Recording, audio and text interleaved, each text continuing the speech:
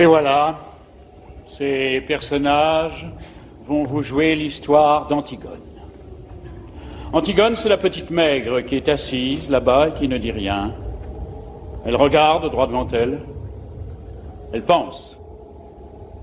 Elle pense qu'elle va être Antigone tout à l'heure.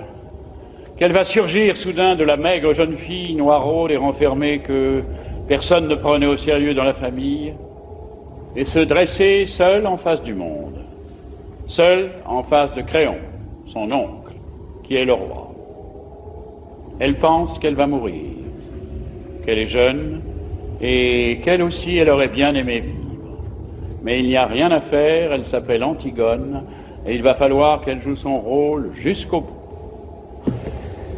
Et depuis que ce rideau s'est levé, elle sent qu'elle s'éloigne à une vitesse vertigineuse de sa sœur, Ismène, qui bavarde et rit avec un jeune homme.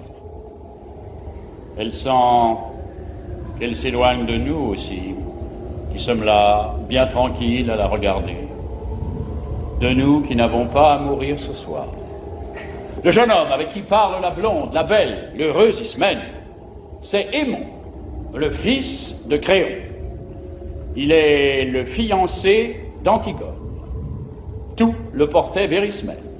Son goût de la danse et des jeux, son goût du bonheur et de la réussite, sa sensualité aussi, car Ismène est bien plus belle qu'Antigone. Et puis un soir de bal, où il n'avait dansé qu'avec Ismène, un soir où Ismène avait été éblouissante dans sa nouvelle robe, il a été trouvé Antigone, qui rêvait dans un coin comme en ce moment, ses bras entourant ses genoux, et il lui a demandé d'être sa femme. Personne n'a jamais compris pourquoi. Antigone a levé sans étonnement ses yeux graves sur lui, et elle lui a dit oui, avec un petit sourire triste. L'orchestre attaquait une nouvelle danse. Ismène riait aux éclats là-bas, au milieu des autres garçons. Et voilà, maintenant lui, il allait être le mari d'Antigone.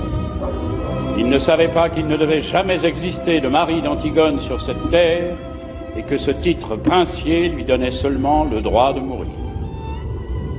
Cet homme, robuste, aux cheveux grisonnants, qui médite là, près de son page, c'est Créon, c'est le roi.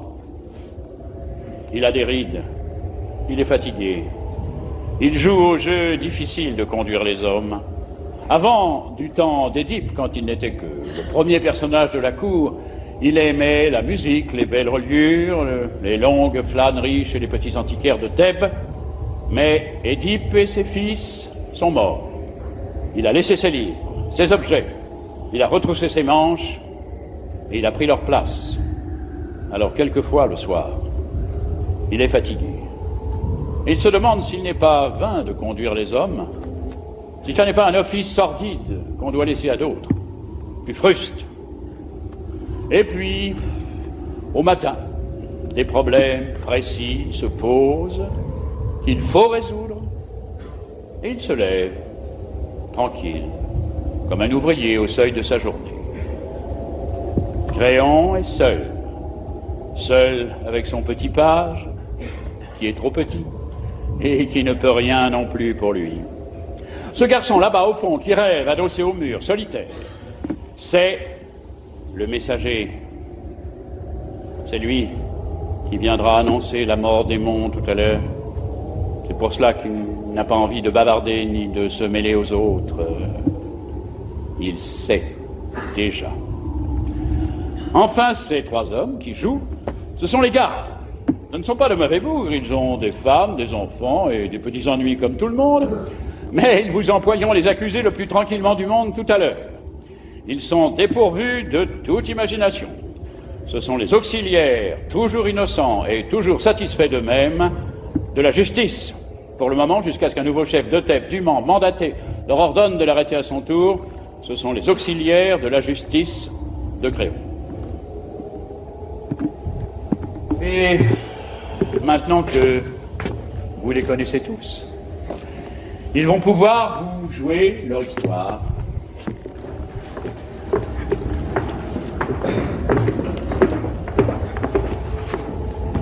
Elle commence au moment où les deux fils d'Édipe, Éthéocle et Polynice, qui devaient régner sur Thèbes 1 an chacun à tour de rôle, se sont battus et entretués sous les murs de la ville.